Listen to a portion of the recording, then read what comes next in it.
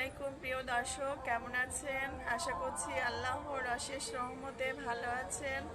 আমিও আলহামদুলিল্লাহ ভালো আছি। আজকে এই যে পুরাতন আলু নিয়ে চলে আসছি ছাদে। আর এই যে গাছ বেড়ে গেছে, এই আলুটা আমি এখন লাগিয়ে দেব, সেটাই শেয়ার করব আপনাদের সাথে। তো চলুন লাগাই ফেলি ঝটপট আলু গাছটা। প্রথমে যে এই ক্যারেটের মধ্যে আমার আগে থেকেই মাটি ছিল, আমি এখন এই মাটিটাকে এই যে একটু খুঁড়ে নেব।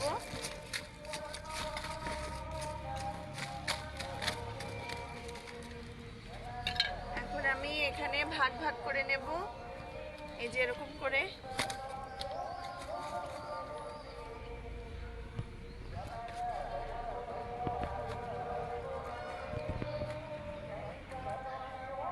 এই যে আলুটাকে, আর এখানে আমি নিয়েছি গোবর সার আর বালি, এখানে একসঙ্গে নিয়েছি এগুলো। আলু গাছে একটু বালি দিলে ভালো হয়।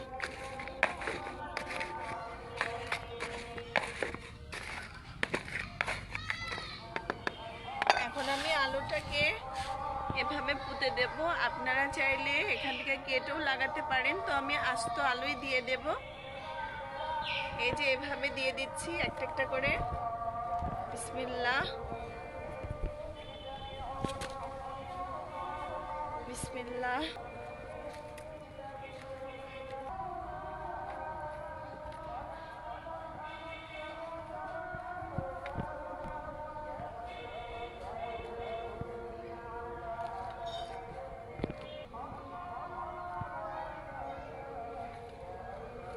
এখন আমি এর উপরে মাটি দিয়ে দিচ্ছি মিশ্রণটা।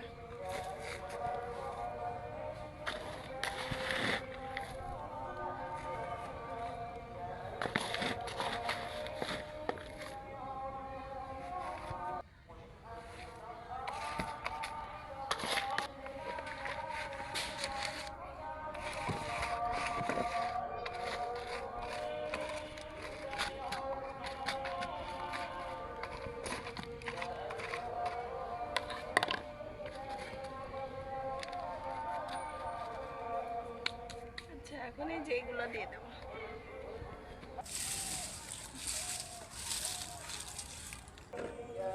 এই যে এখানে এবার আমি পাতা দিয়ে দেব। এগুলো আমার বাগানের গাছের পাতা। পাতা দিয়ে দিলে গাছগুলো অনেক সুন্দরভাবে উঠে আসবে গাছ।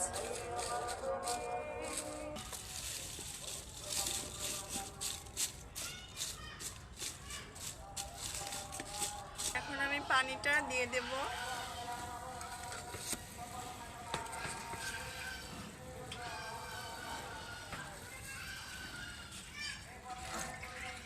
পানি দেওয়া হয়ে গেছে। এটা 7 দিন পরে আপনাদের আবার দেখাবো কি অবস্থা। শেষ করছি, আল্লাহ হাফেজ। প্রিয় দর্শক, দুঃখিত, এই যে আলু গাছটা আমি লাগিয়েছিলাম, তো দেখাতে আমার দেরি হয়ে গেছে। আমার অন্য কোনো কারণে, ব্যস্ততার কারণে দেখাতে পারিনি। তবে আলু গাছটা আমার 10 থেকে 12 দিন হয়ে গেছে, আর 12 দিনের মধ্যে এত সুন্দর বড় হয়েছে, আর কি সুন্দর সতেজভাবে, দেখে কিন্তু খুব আনন্দ লাগছে। আর গাছ দেখে এতটাই ভালো লাগছে, আলহামদুলিল্লাহ, মাশাআল্লাহ।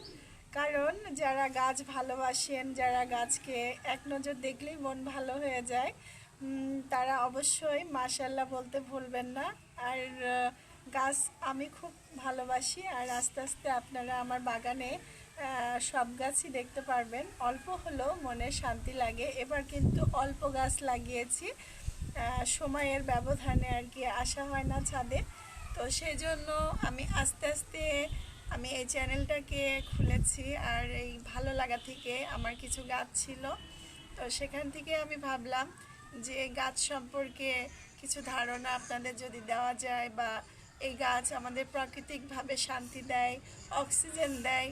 তো সেই জন্য যারা আর কি আমরা বাসা বাড়িতে থাকি, গাছ কিন্তু থাকে না, আমরা ইট দালান কাঠার ভিতরে থাকি, সেখানে একটু প্রশান্তির জন্য হলো ছাদে অল্প অল্প করে গাছ লাগালো কিন্তু সেই অনুভবটা আমরা পাবো শহরে। তো সেজন্য গাছ লাগা, আর তাছাড়াও ফ্রেশ কিছু খাওয়া। এখন চারদিকে ভেজালে ভরে গেছে, কি খাবেন বলুন? যাই খান না কেন সব কিছুতেই অনেক সার, আর যেগুলো আমরা খাচ্ছি সেগুলো স্বাস্থ্যকরও নয়। তো সেজন্য অল্প হলেও ছাদ বাগানে যারা আছি আমরা, তো অল্প হলেও কিন্তু মনের মধ্যে শান্তি লাগে, আর ফ্রেশ একটা সবজিও আমরা খেতে পারি। তো সেই জন্য লাগাইছি, আর এবার একটু অল্প করে লাগাইছি, আস্তে আস্তে সব লাগাবো। তো সেটাই দেখুন এত সুন্দর হয়েছে।